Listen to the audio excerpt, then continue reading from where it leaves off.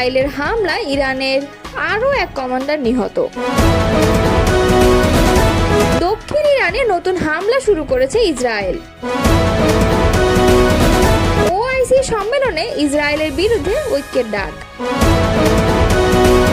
অন্তর্বর্তী সরকার ভালো কাজ করছে, মন্তব্য করেছেন মির্জা ফখরুল।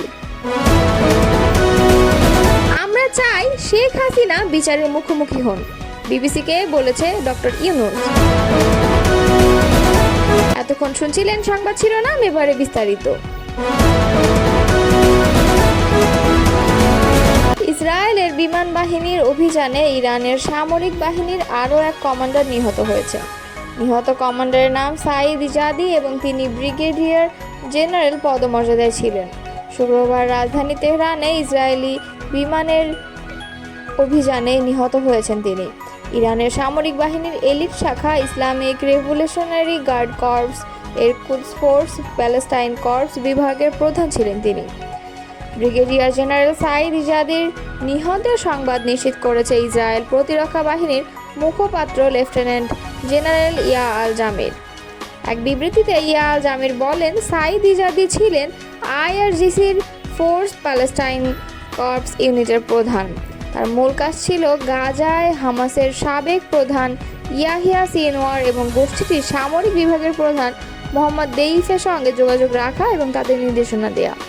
2023 সালের 7 অক্টোবর ইসরায়েলে যে হামলা চালিয়েছিল হামাস, সেটির পরিকল্পনাকারী দলের অন্যতম সদস্য ছিলেন সাঈদ ইজাদি। তার হাতে হাজার হাজার ইসরায়েলির রক্ত লেগে আছে। প্রসঙ্গত, শুক্রবার রাতে ইসরায়েলি বাহিনীর বিমান অভিযানে এ নিয়ে তিনি ইরানি কমান্ডারের নিহত হওয়ার সংবাদ পাওয়া গেল এবং বাকি দুজন হলেন ব্রিগেডিয়ার জেনারেল আমিন পৌরজোধি এবং ব্রিগেডিয়ার জেনারেল বেনহাম শারিয়ারি। ইরানের দক্ষিণ পশ্চিমাঞ্চলীয় একাধিক এলাকায় দেশটির সামরিক বাহিনী স্থাপনা লক্ষ্য করে নতুন হামলা শুরু করেছে ইসরায়েলের সামরিক বাহিনী। শনিবার ইসরায়েলের সামরিক বাহিনী এক বিবৃতিতে এই তথ্য জানিয়েছে। ইসরায়েলের প্রতিরক্ষা বাহিনী বলছে, ইরানের দক্ষিণ পশ্চিমের সামরিক স্থাপনায় নতুন করে হামলা শুরু করেছে ইসরায়েলি যুদ্ধবিমান। তবে ইরানের দক্ষিণ পশ্চিমে ঠিক কোন এলাকায় হামলা চালানো হচ্ছে সেই বিষয়ে সুনির্দিষ্ট করে কোনো তথ্য জানানো হয়নি। এর আগে ইসরায়েলের সামরিক বাহিনী শনিবার সকালের দিকে 1 ঘন্টায় অন্তত 8টি মনুষ্যবিহীন ড্রোন ইসরায়েলি আকাশে প্রবেশ করেছে বলে জানায়। ইসরায়েলের স্থানীয় সময় সকাল 10:16 থেকে 11:27 মধ্যে এসব ড্রোন ইসরায়েলের আকাশে প্রবেশ করে। আইডিএফ বলছে, ইসরায়েলের দক্ষিণাঞ্চলের এলিয়াত থেকে সিরিয়া সীমান্ত লাগোয়া উত্তরাঞ্চল পর্যন্ত ইরানের ড্রোন শনাক্ত করা হয়েছে। এসব ড্রোন ভূপতিত করতে ইসরায়েলের আকাশ প্রতিরক্ষা ব্যবস্থা কাজ করছে। ইসরায়েলি বাহিনী ইরানের ছোড়া অন্তত 5টি ড্রোন প্রতিহত করেছে বলে জানিয়েছে। এছাড়া বাকি 3টি ড্রোনকে নজরদারি করা হচ্ছে বলে জানিয়েছে আইডিএফ। ইস্তাম্বুলে ইসলামী সহযোগিতা সংস্থার এক জরুরি বৈঠকে তুরস্কের পররাষ্ট্রমন্ত্রী হাকান ফিদান মধ্যপ্রাচ্যে ইসরায়েলের ক্রমবর্ধমান আগ্রাসনের নিন্দা করে মুসলিম দেশগুলোর ঐক্যবদ্ধ প্রতিরোধ গড়ে তোলার আহ্বান জানান। তিনি সতর্ক করে দেন যে ইরানের ওপর ইসরায়েলের হামলা পুরো অঞ্চলকে যুদ্ধের দিকে ঠেলে দিতে পারে। ফিদান তার বক্তব্যে ইসরায়েলকে মধ্যপ্রাচ্যের অস্থিতিশীলতার মূল হোতা হিসেবে চিহ্নিত করেন। তিনি বলেন, এটি কেবল ইয়েমেন, ইরান, ফিলিস্তিন বা সিরিয়া সমস্যা নয়, আসল সমস্যা হলো ইসরায়েল। তারা গাজায় গণহত্যা চালিয়েছে এবং এখন ইরানের উপর আক্রমণ করে পুরো অঞ্চলকে ধ্বংসের দিকে নিয়ে যাচ্ছে। তিনি জোর দিয়ে বলেন, যুদ্ধ যেন আরও বিস্তৃতি সংঘাতের রূপ না নেয় তা রোধ করতে হবে। এই জন্য মুসলিম বিশ্বকে একসাথে কাজ করতে হবে। ফিদান জানান, প্রেসিডেন্ট রেজেপ তাইয়্যিপ এরদোয়ানের নেতৃত্বে তুরস্ক অঞ্চলে উত্তেজনা কমানোর জন্য কূটনৈতিক প্রচেষ্টা চালিয়ে যাচ্ছে। তিনি ওআইসি সদস্য দেশগুলোর প্রতি ইসরায়েলের প্ররোচনামূলক কর্মকাণ্ডের বিরুদ্ধে ইরানের সঙ্গে দৃঢ় সংহতি প্রকাশের আহ্বান জানান। ওআইসিভুক্ত দেশগুলোর উচিত ঐক্যবদ্ধভাবে কাজ করা এবং ইসলামী প্রজাতন্ত্রের ইরানের প্রতি প্রকৃত সংহতি দেখানো, এই বলে তিনি মন্তব্য করেছেন। বিএনপি মহাসচিব মির্জা ফখরুল ইসলাম আলমগীর বলেছেন, অন্তর্বর্তী সরকার ভালো কাজ করছে। নিঃসন্দেহে তারা এরই মধ্যে অনেক ভালো কাজ করেছে এবং আমাদের পথ দেখাচ্ছে। আমরা আশা করব যেসব রাজনৈতিক দল ফ্যাসিবাদ বিরোধী আন্দোলনে ছিলাম, সবাই মিলে তাদের সহযোগিতা করব। শনিবার বিকালে ঢাকা রিপোর্টার্স ইউনিটিতে বাংলা বিপ্লবী ওয়ার্কার্স পার্টির প্রতিষ্ঠাবার্ষিকী উপলক্ষে আয়োজিত পুনর্মিলনী অনুষ্ঠানে তিনি এসব কথা বলেন। মির্জা ফখরুল বলেন, আমাদের সংগ্রাম জনগণের সংগ্রাম বলতে পারি। প্রাথমিকভাবে সফল হয়েছে।